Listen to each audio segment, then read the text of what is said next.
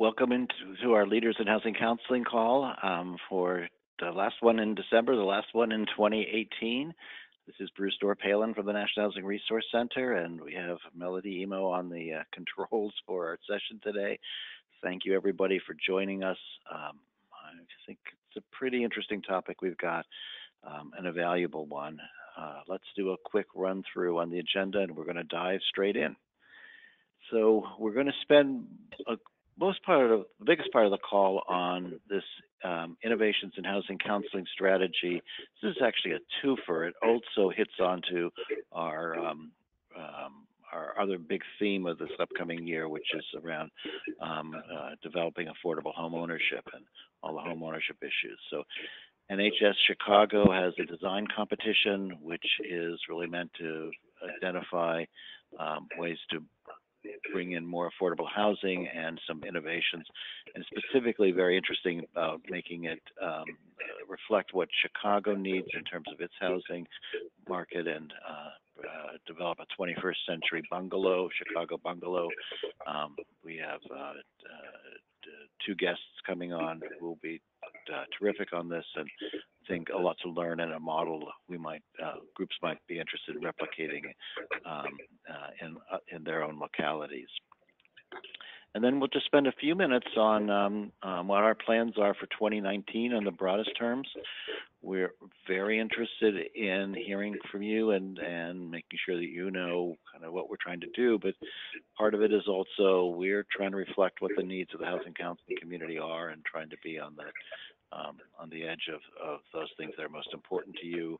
We're not trying to take over the training world and that sort of thing. We're really trying to be the advocacy and critical needs section of our work. And then we'll do a quick plug on NHRC membership and then the schedule for the next call, which might as well, since we've got it here, point out that we're not going to do it on January 3rd, which would be the first Thursday of the month, just because people will be just getting back. And we usually like to have several days notice for people for the call. So we'll go for January 10th, and then the second call will be on the 24th. So with that note, why don't we quickly pivot to the main topic at hand. So we've got Sarah Bruni from NHS Chicago, and she's also has Katherine Baker, who is an architect in Chicago, and they're going to give us a full rundown of their program to do. They call it Disruptive Design, and the idea is to do a design competition to identify an affordable model for, or maybe multiple affordable models for housing, to building affordable housing specific to Chicago. But again, as I think I said at the beginning, I think we're very interested in this partly because it's an exciting thing to do, but also that it's a model that other groups in other localities might be able to make their own and help add it to the whole conversation about what affordable housing looks like in this country. So with that note, welcome, Sarah. Welcome, Katherine. Thank you. Thanks so much for having us on to talk about this. I'm sure a lot of people know what NHS of Chicago does, but we help people buy, fix, and keep their homes. We're a CDFI lender, HUD-approved housing counselor. We also have a somewhat unique arm where we really work directly in neighborhoods to create and stabilize homeowners, and that's something that's unique to our organization in Chicago and something that I think comes through in this competition. I am Sarah Bruni. I'm the manager of policy and innovation at NHS, so I advance our policy goals and lead strategic initiatives, of which this competition is one. Katherine, do you want to introduce yourself? Sure. So I am Katherine Baker, currently AIA Chicago chapter president. AIA stands for American Institute of Architects. The Chicago chapter has about 4,000 members. Nationwide, we were about 90,000 members. And my firm also, Landon Bone Baker Architects, has been designing affordable housing for about 31 years now in Chicago. Great, and Katherine's been a huge partner in this. So With this competition, we wanted to address a few different things. We wanted to do something about the rising cost of construction, which is a huge issue in Chicago, but I really think it's an issue across the country. And so we wanted to create a model on the private market for more starter homes. That is something that is really forward-looking, iconic, and appealing to young families and first-time buyers. So this idea for a design competition came from a task force that we convened of housing practitioners from across Chicago who are really focused on home ownership. And there's a few people that we partnered with specifically. CNI, Chicago Neighborhood Initiatives, is another development organization. We partnered with LISC Chicago, Northern Trust Bank, and then AIA, the American Institute of Architects, who have been a really important partner in this. Okay, I'm trying to move this, there we go. So the problem that we're really asking the architects and designers who are submitting to address is the rising cost of construction. And like I said, we want them to create something that's not just your standard, sort of what you would think of as an affordable home, where their answer is just make it smaller and use less expensive materials. So we want them to do something really innovative that creates something that people really want to purchase and something that we can build without subsidy. Katherine, do you want to go through some of the design requirements for the competition? Sure. So as Sarah said, it's looking at various components of the market rate housing industry and seeing how we can design some solutions around this. So first one is, of course, decrease the cost of construction, and we're thinking that we'll probably have some submissions that are talking about prefab or modular, which has been very slow to take hold in Chicago, mainly because of inspection processes out in the field. We're also looking at providing flexible and innovative designs that will be contextual in the historic neighborhoods where they're located.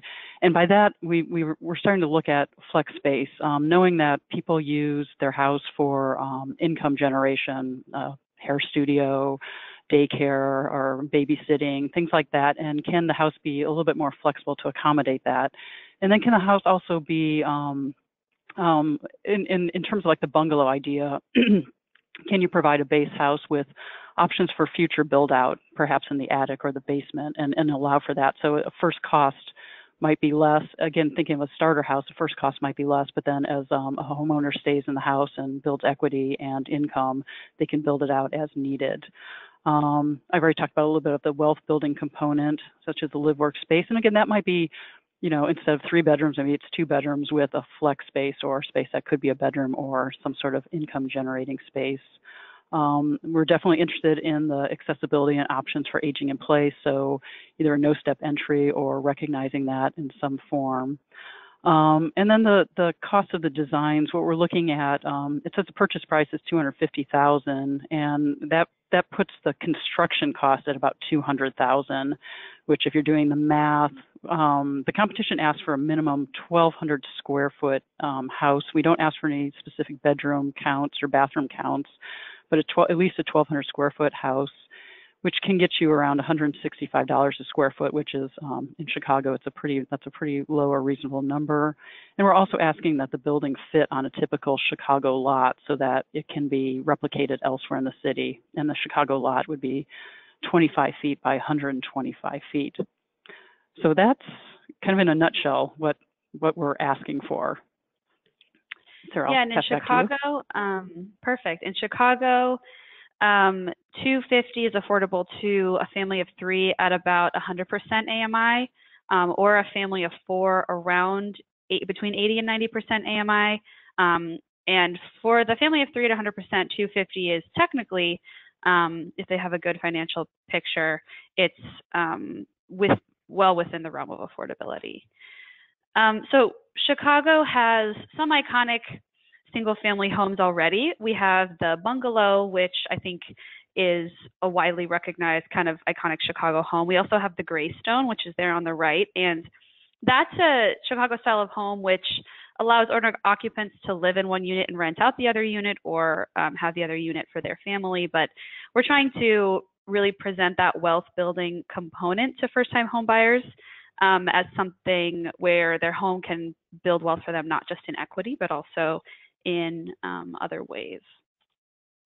So because NHS is a neighborhood-focused organization, we wanted to have a neighborhood focus for this competition. So we chose two communities in Chicago to be featured, and that the designers would really have to keep in mind and build in the context of their submissions for the competition. So we chose one South Side neighborhood and one West Side neighborhood in Chicago, and this first one is Bronzeville. It's south of the Loop in Chicago, and it's an area that really has a huge historical significance in Chicago as a center of African-American culture and commerce and business. And it had a large concentration of public housing in the 1950s, but now it really is having a financial boom, and the home prices are rising significantly. They're seeing homes built there for $700,000, $800,000. And I think a lot of the people who have lived there for quite some time are feeling that pressure of potential displacement. And so this price point at $250 would really open up homeownership to a different class of people than the homes being built there right now are accommodating. And the second neighborhood that we are featuring is West Humboldt Park. That's on the west side of Chicago. It has a lot of amenities, green space, the Garfield Park Conservatory, which is a beautiful facility, and NHS has a pretty significant presence there, which is part of the reason that we chose it. It's a very diverse community, African American and Latino presence. And we're working with the aldermen, which is like city councilmen here in Chicago, as well as neighborhood advisors who are going to help us organize 2 community meetings in each neighborhood as part of the design competition, where residents can weigh in on what they want to see in the final design, and then they'll also help choose the winner, which is a pretty unique aspect to this competition as far as design contests go, but I think it was really important for us to bring in this kind of component, just given the work of NHS.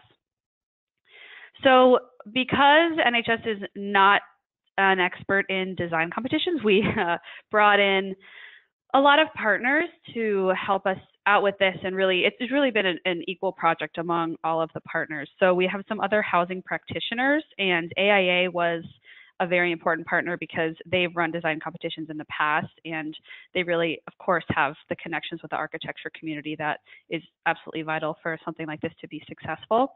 And then having Katherine, an architect herself, to really work on the technical aspects of the competition brief and answering questions that the contestants have has been very important.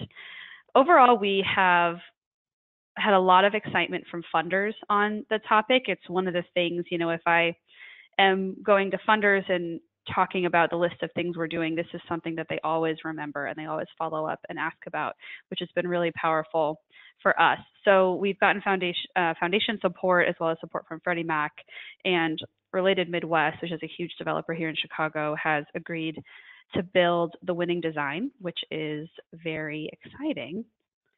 And Katherine, can you walk us through the jury selection and who some of these people are? And my slide. Yes, slide's coming up. Okay.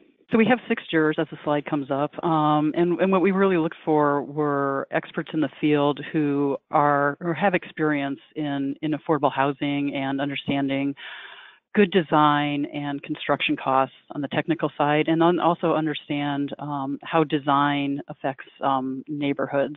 I think we're very careful about not thinking that you're going to just insert some crazy designs in a neighborhood just for the fact of design. I think the technical, as Sarah said, the technical side of it and the practical side of it and fitting into the neighborhoods and being a long-term investment is very critical in this competition.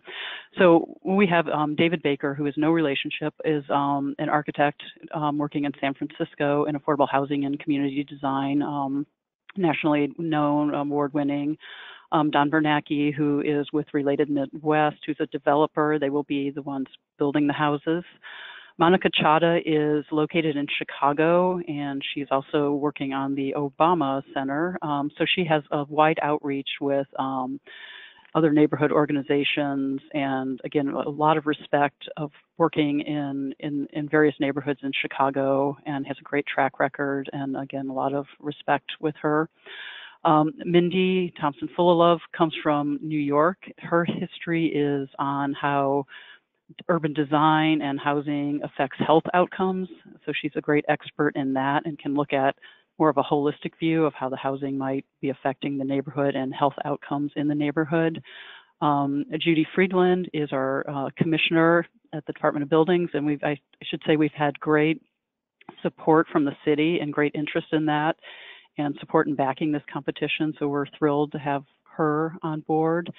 And then Ramona Westbrook is another architect in Chicago who, again, has extensive knowledge of designing and working in various neighborhoods of Chicago. So again, we have real architects who have built and have worked under budgetary constraints and understand good design and understand context as how it relates to housing in neighborhoods.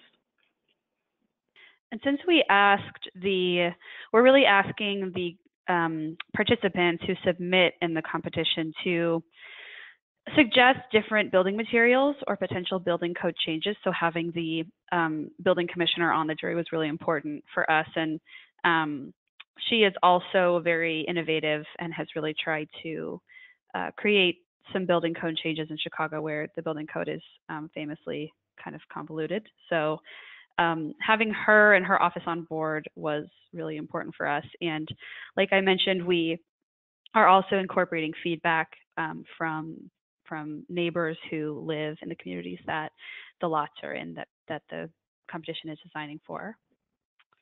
So the process that we are using, we broke it up into 2 phases of the competition. The first one is relatively low barrier to entry, and that's open right now through the end of January. And participants just have to answer 4 questions that really make sure that they understand the purpose of this competition and what we want to see from the winning design. They address what their innovation is going to be as far as addressing the cost of construction, as well as providing flexible and income generating space for the homeowner. It also asks them to discuss how their design will be accessible and accommodate for aging in place, which we think is very important, and how their designs are going to adapt in the neighborhood. They just have to submit 1 drawing for the first round. The second round will have 5 finalists who will be chosen, and they'll receive a $10,000 stipend to develop full drawings for their designs. So one exciting way of the way that this competition was structured is that there's 5 full designs at the end. So even if there's only 1 winner, we really get 5 products that we can market around the city, and I think will be very exciting designs. And part of this final phase is the opportunity for community residents to give their feedback on both the initial designs as well as the winner. We will have a winner hopefully in May or June of this year. I think it'll probably be early June, and they'll receive another $20,000 for being chosen as the winner, and they'll work with Related Midwest to build the design. And Katherine, do you want to talk about the eligibility? Sure. As Sarah said, there are 2 phases. So the first phase is really ideas generating, and then once those 5 are selected, they will need to engage an architect who's licensed to practice in Illinois. So again, I'm representing the American Institute of Architects, the professional organization, so we are looking out for architects and making sure that this is real, this is code compliant. We are also asking for the submissions to comply with the energy code, and then to go beyond that. We are promoting the 2030 challenge, which is trying to get buildings to be carbon neutral by the year 2030. We're also asking contestants to look at passive house options. So again, there's a really low bar to enter in phase 1. We get ideas, and then phase 2, the 5 will be selected, and then they'll actually be asked to develop their submissions into real houses with construction documents. And one thing that the reason we needed to raise the money for these prizes is because we want to make sure this is a real competition, and the goal is really to get it built.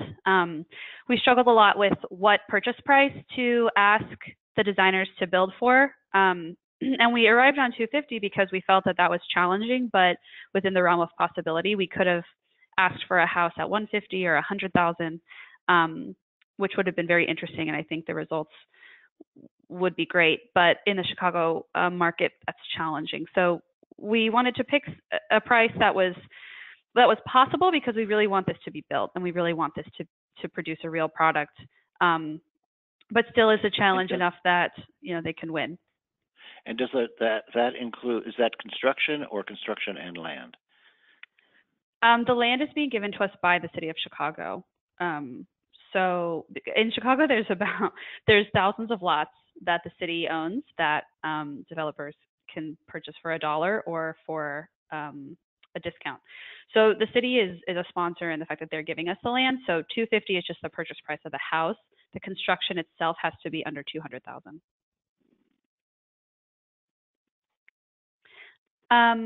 Okay, and you can find out more information at this website, disruptivedesign-chi.org, and I'm happy to take any questions. Good, and we did distribute this deck to people before the call, so that was the email that went out. So if anybody asks for it, it should be in your inbox already. So one thing I'd like to say is that we'd be very interested in talking with you again after the competition is over, and what have the lessons been that you've learned both on affordable housing and on doing these competitions. So maybe it's July or something when the dust is settled. Yeah, that would be great. Yeah, we've learned a lot already, but I think we'll have even more by that time for sure. So one thing I think there's a question that people have is that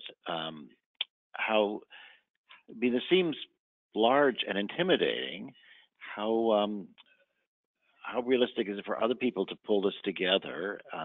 And what would you say is kind of the advice about how to do this so that organizations that have other demands on them besides running competitions might be able to do something that's indigenous for their community, that recognizes their housing needs, but attracts the same kind of enthusiasm and depth? Well, I think that choosing the topic of the competition wisely is important. So choose something that you really don't know the answer to. I think choose a problem that you see in housing in your community that you really are kind of flummoxed by, and you want to get the best and brightest to weigh in on how they would solve this issue and solve for this problem. So I think that was one of the reasons for the major interest in this competition. Is when I talk to real estate developers, they say this is absolutely an issue, and this is so important that we find a house at this price point that we can build. And then when I talk to people in foundations and banks, they also realize the importance of this because it does serve a middle-income consumer, and would be considered affordable housing in Chicago as far as homeownership is concerned. So I think finding the issue that has that nexus of interest from all those different parties is something that's really important. And then, of course, partnering with organizations that have the connections that you need. If NHS had done a architecture design competition on our own, I mean, we don't have the kind of connections in the architectural community that are necessary to make this a success. So bringing in AIA and also being in partnership with other organizations in our sector like CNI and LISC, who can kind of share a lot of the work, and we really did it in collaboration. So I think that is how we have pulled it off so far. And you've also involved foundations and developers, people who have some money, some investment in capacity in this, so that it can pay for itself, right? Yeah, right. And I mean, this wasn't in the NHS budget, for example. We went out and we raised the money for this competition separately as a group. So, and you don't have to have a winning prize of $20,000. I see competitions for much less. We decided to do that because we wanted this to really be a an actual product and an actual house in the end. And as Katherine said, we want to honor the time that that's going to take from the architects who are part of it. And that's why we came upon that number, but I've seen other competitions that do it for less, and depending on what you're asking people to do, you could potentially do it for less. And Melody, are there some questions in the queue? Yes, we have two questions from a Frank, forgive me if I mispronounce this, Cornier. His first question is, will the finalist designs be shared on a similar call after the competition is over? And his second question is, what funding sources will be used to build these homes once the final design is awarded? So yes, I mean, I would love to come back and share the winning designs. I think it's going to be really exciting, and a big benefit for the organizations involved is, the press that we're hoping to get once we have those winning designs. So a good press strategy is, I think, a big part of this. Related Midwest has agreed to build that winning design. As far as how other designs might be built or how the winning design might be replicated, we really hope that this will go to the private market, and these will be designs that people will be interested in developing, and families will be interested in purchasing. So, but the developer who's building that house, they're going to sell it, and that's how it gets paid for, right? Right. So it's just a business proposition for them, and great, because nobody else has to figure out how to raise the money for that. Mm-hmm. I think it's just a terrific aspect that we know that it's going to be built. Yeah, that's, I mean, there's a lot of steps between now and that day, but that will be a great day when it's actually built. A real house. I get that. So I think that we'll definitely want to follow up with you on what the end result is on the program, and that's pretty interesting.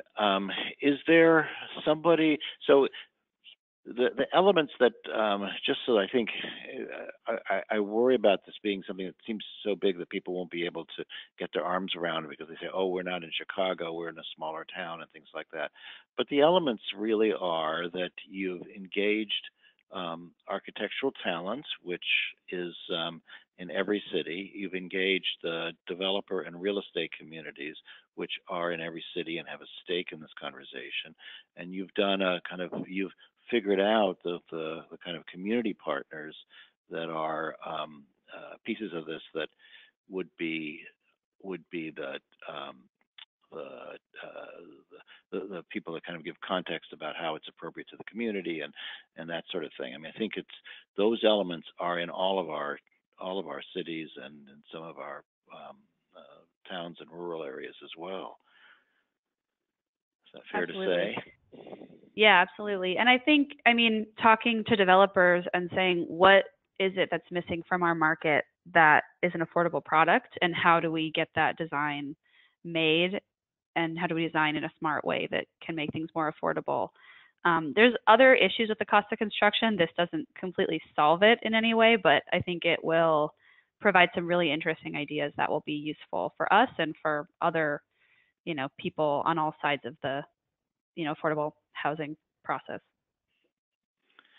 Yeah, I think that's very, very compelling, and I think actually I'm glad you said it the way you did about speaking with developers about what the gap is. I think that helps everybody, and I mean that's the kind of thing that banks can get interested in, that other institutions that aren't developers, when there's some credibility on all this that mm-hmm. makes it happen. And is there any kind of common national resource or something like that around competitions like this that everybody uses, or is this really just you had to start from scratch to do this? I don't know, Katherine, do you have any thoughts about that?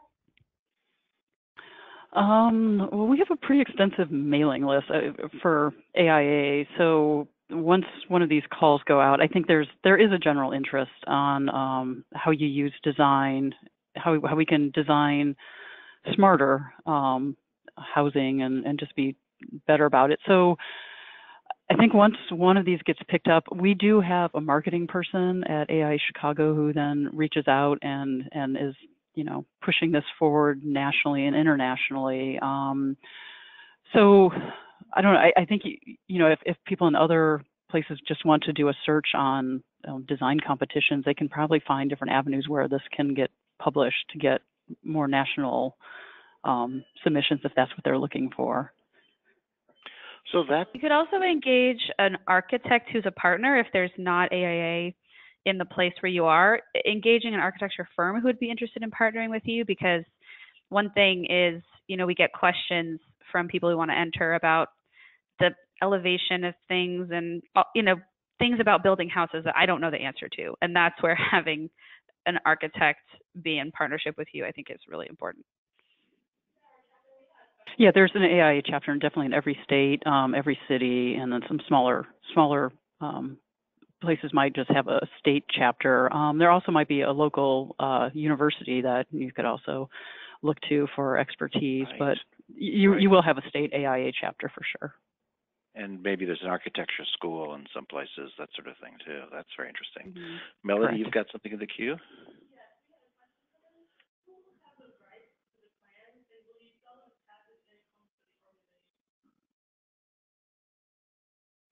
Sorry, I couldn't hear that.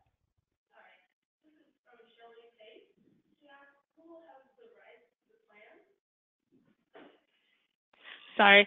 Right. This is from Sherry Pace. Who will have the rights to the plans, and will you sell them as passive income for the organization? Well, the plans, ultimately, whoever the architect is who stamped the drawings has, I think, creative license on the plans. But I think the plans will get published if somebody else wants to redraw them, and then again, they'll need to be stamped locally. If there's an idea that it gets built someplace else, they'll have to make sure that that complies with local codes. So the plans will be published, but again, that architect, whoever actually designs it, will ultimately have whole creative license on that. But again, that doesn't stop anyone from redrawing the plans and making sure again that they comply with any local codes. So they don't have copyright control over the plans, in the sense that another architect could come and build that same building. Is that what you just said? They could. It's not really what anyone would want to happen. And again, someone has to stamp it. Someone's going to have to say that they produce these drawings under their supervision. If they're just taking someone else's drawings and stamping them, then they actually have not done that. So it really, whoever's, if the plans are out there and again they're published and you see a floor plan that you want to replicate, you can always redraw it, and there'll probably still be some changes made. And again, you have to certify that it complies with all local codes. So there might be something in plumbing, mechanical, energy that may make the design change. Yeah, I mean, I guess but it's accessible and it's others could use the learnings from it. Yes, I think so. That's very helpful. Melody was another. Oh, no. You're good. Okay, good. And that's interesting. I didn't realize that you're marketing this to the design competition is actually national and international. I had assumed it would be Chicago architects, but you're thinking that it's a good idea to go beyond your boundaries. Yeah, we just want to see what others' ideas are. Go ahead, Katherine. Yeah, exactly. And it's also a great way for younger people to get their ideas out there. They have a lot of good ideas, and yeah. And I know that NHS Chicago had a lot of interest about having community input into the design competition. How does that work? So what will happen is I had mentioned that in phase 1, there's one drawing created for every submission, as well as answers to those questions. So after phase 1, we'll have a community meeting in each of the 2 neighborhoods where we will, it'll be sort of a gallery type meeting, I'm envisioning it, where we'll put up those drawings and we'll invite people to come and kind of provide their feedback on those initial drawings. And I think we'll just invite the people in the neighborhood to submit their thoughts to the 5 finalists on what they want to see in a house. What are their main features that they're looking for in an affordable single-family home in their neighborhood. And so we will pass that information along to the final 5 architects, and after those real drawings are produced at the end of phase 2, before a winner is chosen, we'll have another community meeting where we kind of ask people to weigh in on their favorite design. And that's where the neighborhood advisors come in. So we are essentially asking 2 or 3 people from each community to be part of our committee, and they will report to the jury on the neighborhood's preferences based on those meetings, and kind of communicate with them what the general feeling was from the residents. And that's how we're really trying to incorporate the neighbors. Well, good. This sounds very, very exciting. We really appreciate you doing this, and we will definitely have you come back whenever you think is the right timing, when you've completed the competition, and we're very interested in what some of the ideas are. We will have through this year kind of a conversation about how to think about affordable home ownership and what other different models are to address the affordability issue, and just definitely one component to all that. And we're very, very glad that you've done this and shared it with us. So Great, thanks so much. You. Yes, thanks for having us. Both of you. Okay, great. All right, well, let's move on to plans for 2019. So we've been hard at work thinking about what we want to do this upcoming year, especially given that we are a larger organization than we were even a month ago, because of our staff increase, and because I think there's more opportunities available to us. So Melody, do you want to kick it off? Thank you, Bruce. So even though the 116th Congress has not convened yet, we are still full steam ahead in starting on our appropriations work. As we've discussed in the previous call, we're still working on tracking fiscal year 2019 appropriations. There are 7 agencies outstanding that have not been funded yet, with the CR still hanging. The CR has passed the Senate, and it passed the House Appropriations, but it did not pass the House. Leadership, as some of you may have heard, are still working out the details for finalizing it. So we'll definitely be following that and keeping everyone on the call and the network caught up. We'll also be starting work on fiscal year 2020 appropriations concurrently starting next year, reaching out to different members in both the Senate and the House, discussing housing counseling issues and making sure it's a priority in the pipeline. Due to the election, we lost a few champions.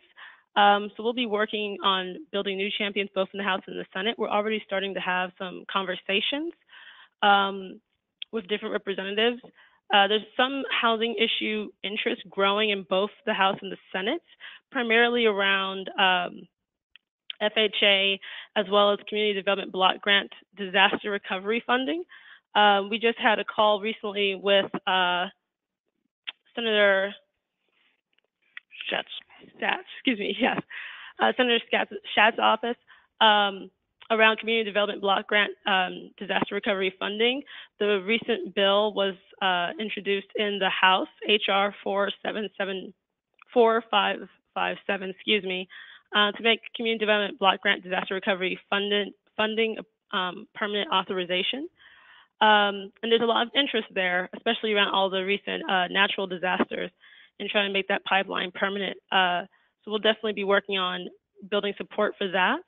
We'll likely reach out to many state groups as this work continues to build local support going into next year.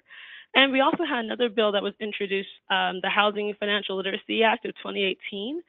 And this bill was introduced by Representative Beatty, the Democrat from Ohio.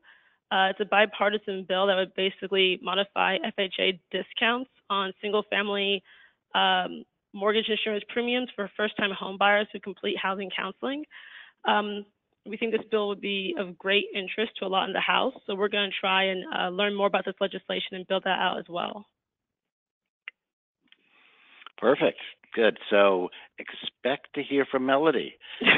And we need you to respond, because when she's reaching out to you, either by email or calls or whatever, it's because you're in a district that may affect appropriations and or disaster recovery or FHA legislation, and we will need your support and we'll do our usual push out of the sign-on letters.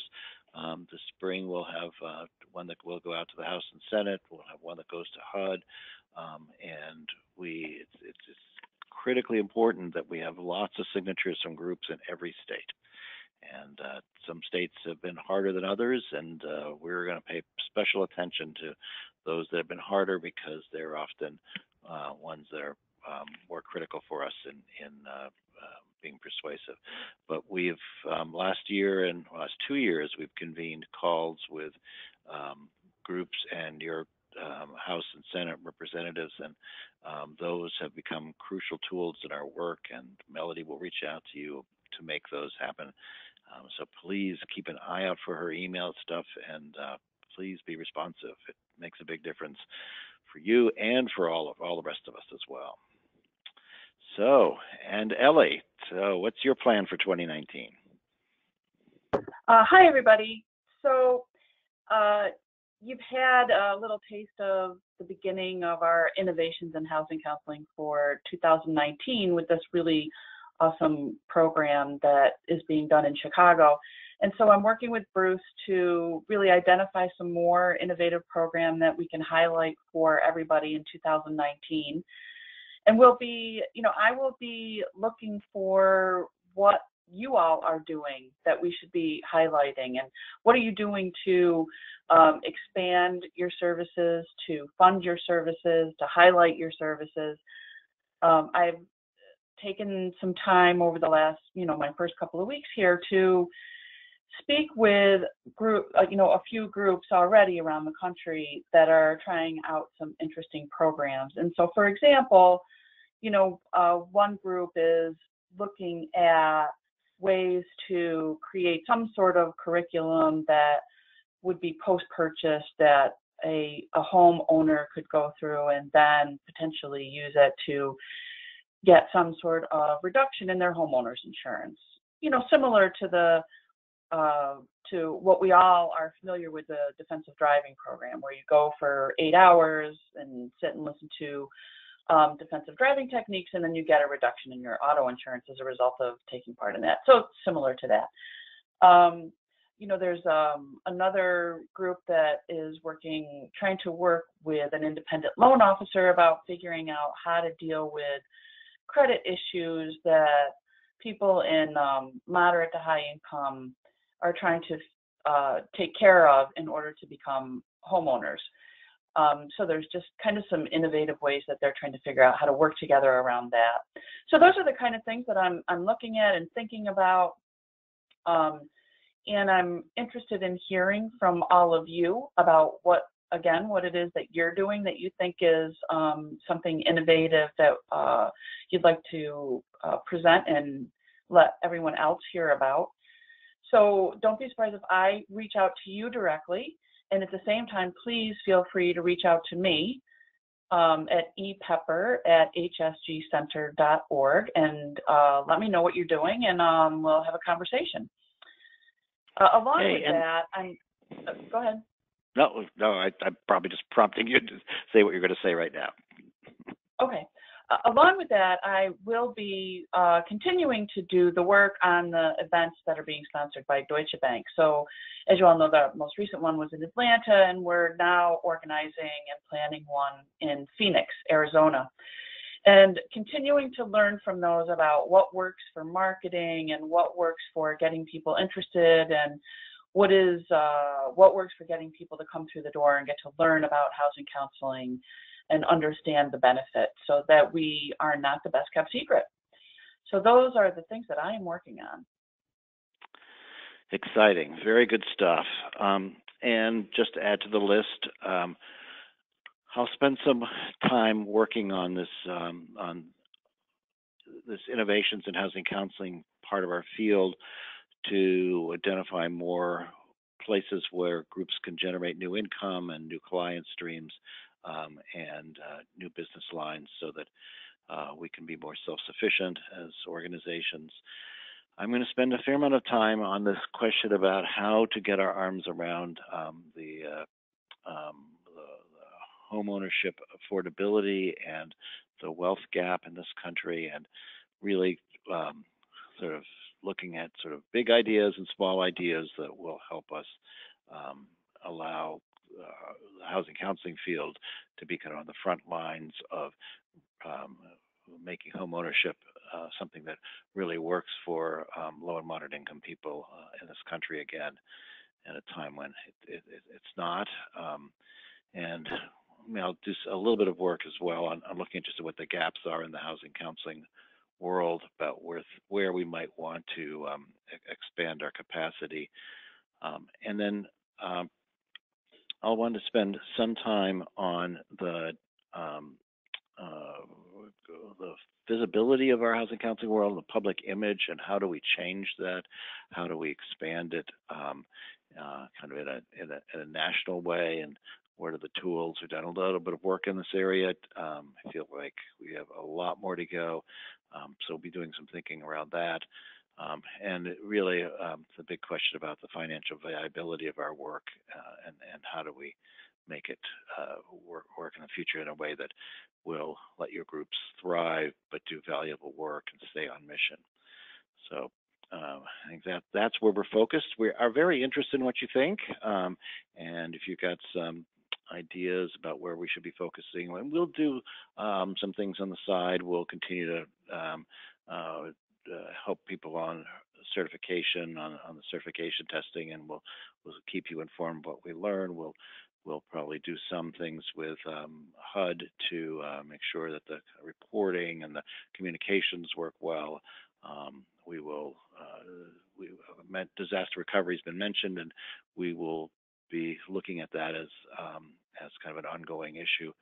So there'll be a lot of those kind of specific, more granular issues that we work on as well. But I think the big themes are around financial stability, viability of our work, home ownership, and the public visibility.